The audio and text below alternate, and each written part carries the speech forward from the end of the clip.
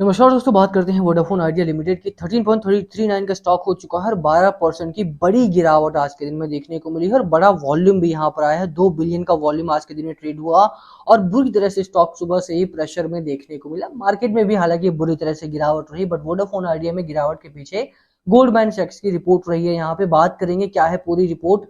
₹2.5 का टारगेट उन्होंने दे दिया है वोडाफोन आइडिया में, और ये भी आप मानिए कि वो भी टारगेट सबसे कम नहीं है। एक और बड़ी रिपोर्ट यहाँ पर सामने आई है जिसमें ₹1.5 तक के भी टारगेट आपको दिए गए हैं वोडाफोन आइडिया से संबंधित। बात करेंगे इस वीडियो में कि क्या ऐसी रिपोर्ट्स के बीच में आपको यहाँ पर रुकना चाहिए या फिर निकल जाना चाहिए। ओवरऑल अगर आप देखेंगे तो वोडाफोन आइडिया लगातार आपको एक अच्छी रैली में तो नहीं कहूंगा मैं, बट हाँ इस साल में आपको 30-40% के आसपास का रिटर्न दिया।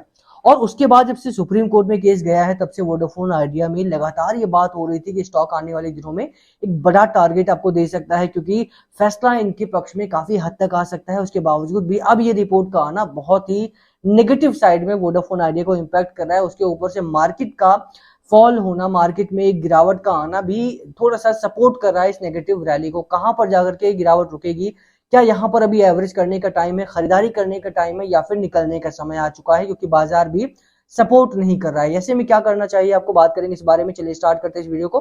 बट उससे पहले अगर आप चैनल पे नए हो तो प्लीज चैनल को सब्सक्राइब कर दो, हिट बेल आइकन, ताकि आपको नोटिफिकेशन मिल सके। चलिए स्टार्ट करते हैं। सबसे पहले बात खबर की। खबर क्या रही पूरी आप देखेंगे तो गोल्डमैन की रिपोर्ट आई और इन्होंने ₹2.5 तक का गिरावट यहाँ पर अनुमान किया है कि ₹2.5 तक की गिरावट वोडाफोन आइडिया में देखने को मिलेगी। अराउंड 80% का जो मार्केट शेयर है वो आने वाले 3 से 4 सालों में वोडाफोन आइडिया लूज करने वाला है।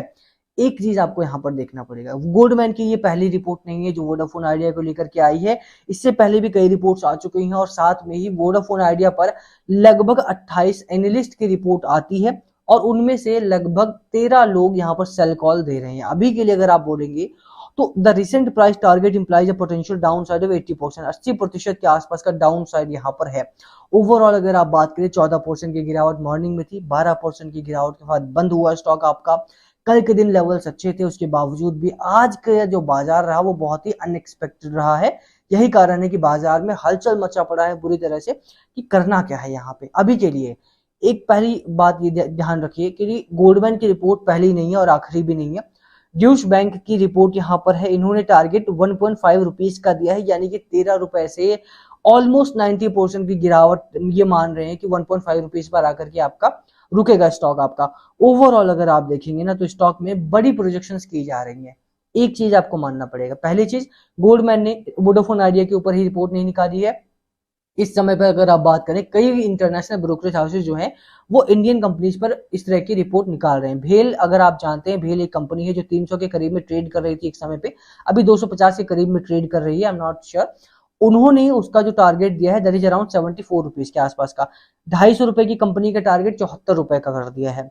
तो ये तो आप मानेंगे कि जो इंटरनेशनल मार्केट में हड़कंप मचा हुआ है, जो इंटरनेशनल मार्केट में बिकवाली का माहौल है, उसकी वजह से वो लोग अब इंडियन मार्केट पर भी अपनी नेगेटिविटी को पोर्ट्रे कर रहे हैं। एक तरह से मैं कहूंगा यहाँ पे इंडियन मार्केट अभी भी स्ट्रांग बना हुआ था, लगातार यहाँ पे खरीदारी हो रही थी, लगातार डीआईआई यहाँ पे बाइंग कर रहे हैं और मार्केट को संभाल रहे हैं। कल के दिन भी अगर मैं बताऊं आपको डेटा, तो 3000 करोड़ के आसपास का माल यहाँ पे डीआईआई ने बाई करा था। हालांकि 600 करोड़ के आसपास का माल यहाँ पे एफआईआई ने डंप जरूर करा था नेट वैल्यू में, बट उसके अगेंस्ट में अगर आप देखेंगे 3000 की वैल्यू बहुत बड़ी वैल्यू है। और इस पॉइंट पर जहां पर लंबे जो बड़े अवधि के स्टॉक है, जहां पर लंबी चाल यहाँ पर अभी बाकी है, जो इस साल या पिछले साल ज्यादा अच्छे से कामकाज नहीं कर पाए थे, उनमें एक बड़ी रैली की संभावना बताई जा रही थी। वोडाफोन आइडिया उनमें से एक ऐसा स्टॉक था। अगर आप देखेंगे तो जहां पर गोल्डमैन की रिपोर्ट आई और लगातार वहां पे आप देखिए 12% की गिरावट हुई, वहीं पे उसी स्टॉक में अगर आप देखेंगे तो एफआईआई ने अपनी जम के खरीदारी की है। एफआईआई ने 10% का मार्जिन बढ़ा दिया, 10% का स्टेक बढ़ा दिया। म्यूचुअल फंड ने 6.79% कर दिए।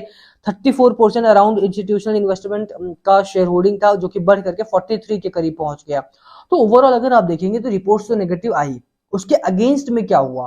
क्या एफआईआई ने निकलना स्टार्ट कर दिया, क्या म्यूचुअल फंड ने निकलना स्टार्ट कर दिया, क्या इंस्टीट्यूशनल इन्वेस्टर ने निकलना स्टार्ट कर दिया? क्योंकि पिछला अगर एक क्वार्टर देखेंगे आप तो इस क्वार्टर में एफआईआई ने 10% की हिस्सेदारी वोडाफोन आइडिया की खरीदी है।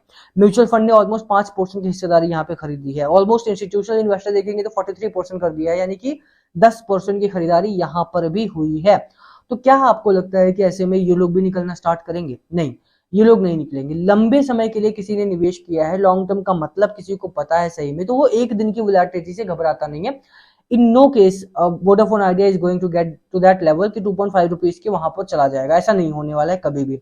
रीजन बीइंग की कंपनी अब यहाँ से इंप्रूव कर रही है, और इंप्रूवमेंट को देखते हुए अगर आप देखें, ठीक है, आई एम नॉट सेइंग कि कंपनी अभी ठीक हो चुकी है या फिर कर्ज खत्म हो चुका है, बट अच्छी चीजें भी वहां पर हुई हैं। और उसी को देखते हुए यहाँ पे आगे भी अगर आप इसको पढ़ेंगे तो सिटी का टारगेट भी अभी कुछ दिन पहले ही आया था, 22 रुपए का टारगेट उन्होंने दिया था, और यहाँ पर 25% के आसपास का अपसाइड अभी भी देखने को मिल रहा था जब ये पूरा का पूरा रिपोर्ट आया था सिटी का तब। अभी के लिए अगर आप देखेंगे सिटी अपने टारगेट पर इंटैक्ट है, ऐसा नहीं है कि सिटी ने बोला हो कि नहीं भैया 22 रुपए तो अब ब्रोकरेज हाउस की रिपोर्ट आ गई है, अभी हम 22 रुपए घटा करके अपना टारगेट 2.5 कर देंगे, ऐसा तो नहीं हुआ है। सिटी अभी भी अपने टारगेट को लेकर के इंटैक्ट है, and city is one of the investor into Vodafone idea also, तो वो चीज आपको देखना पड़ेगा। दूसरी चीज अगर आप देखेंगे ना, तो सुप्रीम कोर्ट में जब से केस गया है तब से इस स्टॉक को लेकर के थोड़ा सा डाउनग्रेड किया जाता रहा है, ताकि इसको लोअर एंड पर खरीदारी की जा सके। Review this as a material development, as the matter has been long pending and it has been uncertain whether the Supreme Court would be willing to hear Vodafone Idea's petition। यहाँ पर supreme court ने enter भी कर लिया, अभी फैसला भी आने वाला है वहां पे कुछ ही दिनों में।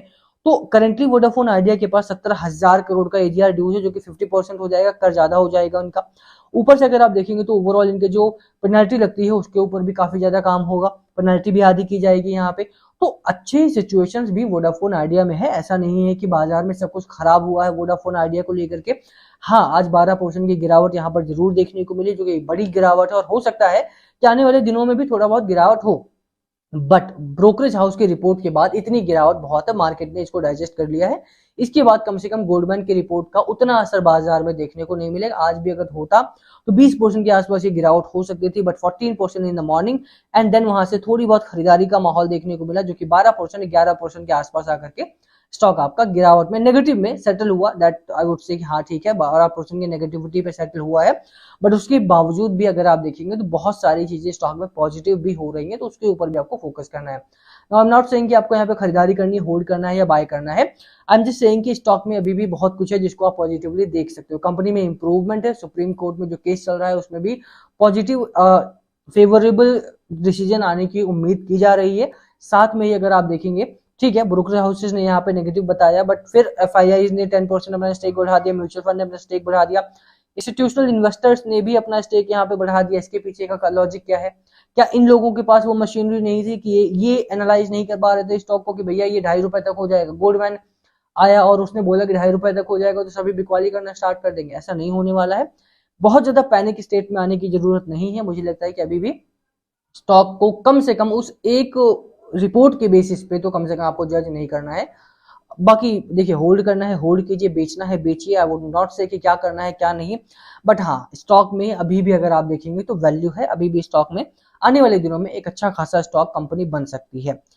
यहाँ पर अगर देखेंगे तो लोअर एंड पर एक सपोर्ट लेवल जो 12 साढ़े 12 रुपए का था वो भी इंटैक्ट है। इससे नीचे का अगर गिरावट होती है that would be a disaster situation, but अभी के लिए स्टॉक आपका एक अच्छा खासा सपोर्ट लेवल लेकर के रुका हुआ है। अपर एंड पर अगर आप बात करें तो यहाँ 17.5 रुपए के आसपास का एक स्ट्रॉन्ग रेजिस्टेंस फेस कर रहा है स्टॉक आपका। यहाँ से ब्रेकआउट जब तक नहीं होता, बड़ा रनअप यहाँ से देखने को नहीं मिलेगा। जो 22 रुपए का टारगेट सिटी का है वो आपको यहाँ पर आता हुआ देखने को नहीं मिलेगा जब तक ये रेजिस्टेंस ब्रेकआउट नहीं करता है। और लोअर एंड पर आपको ये लेवल 12.5 रुपए के आसपास का स्टॉप लॉस की तरह यूज कर सकते हैं आप इसको, कि 12.5 रुपए के आसपास का स्टॉप लॉस लगा करके कामकाज करेंगे तो ज्यादा बेहतर रहेगा इस बाजार में, खास तौर पे क्योंकि मार्केट थोड़ा सा यहाँ पे नेगेटिव साइड पर आज भी देखने को मिला है। अगर आप मार्केट को देंगे तो मार्केट कल भी ग्लोबल मार्केट खराब था, आज भी बाजार आपका जब खुला तो 200 पॉइंट लगभग डाउन गया, सीधे एक गिरावट देखने को मिली। उसके बाद अगर आप देखेंगे तो कहीं ना कहीं उसके बाद भी बिकवाली रुकी नहीं, लगातार धीरे धीरे करके वहां पर बिकवाली का माहौल रहा। निफ्टी बैंक 1% जहां डाउन था वो क्लोजिंग तक 1.5% हो गया। निफ्टी मिड कैप हो गया, स्मॉल कैप हो गया, यहाँ पर बिकवाली थोड़ी सी ज्यादा देखने को मिली है। Overall through out the market जो ब्रॉड इंडेक्सेस रहे हैं वहां पर भी गिरावट देखने को मिली है। कैश मार्केट भी बुरी तरह से फिसला है आज के दिन में, तो ऐसे में थोड़ा सा बाजार को लाइटली नहीं लेना है। करेक्शन को थोड़ा बहुत तो करेक्शन यहाँ पर आएगा, मार्केट ऑलरेडी हीटेड अप था, थोड़ा बहुत करेक्शन यहाँ पर आया है। लेट्स सी कि मंडे से किस तरह का बाजार रहता है, उसके बेसिस पर आप डिसाइड करेंगे तो ज्यादा बेहतर रहेगा। 12% की गिरावट से पैनिक होकर के तुरंत सेल करने की थोड़ा सा बचेंगे तो ज्यादा बेहतर है। बाकी लास्ट कॉल ऑलवेज वियर्स, क्या है आपकी स्ट्रैटेजी स्टॉक को लेकर, प्लीज कमेंट करके शेयर करना। वीडियो को यहीं खत्म करेंगे। पसंद आए तो लाइक करना, चैनल पे नए हो सब्सक्राइब किए बिना मत जाना। Thank you for watching and yes please comment below अगर पूछना हो तो। Thank you.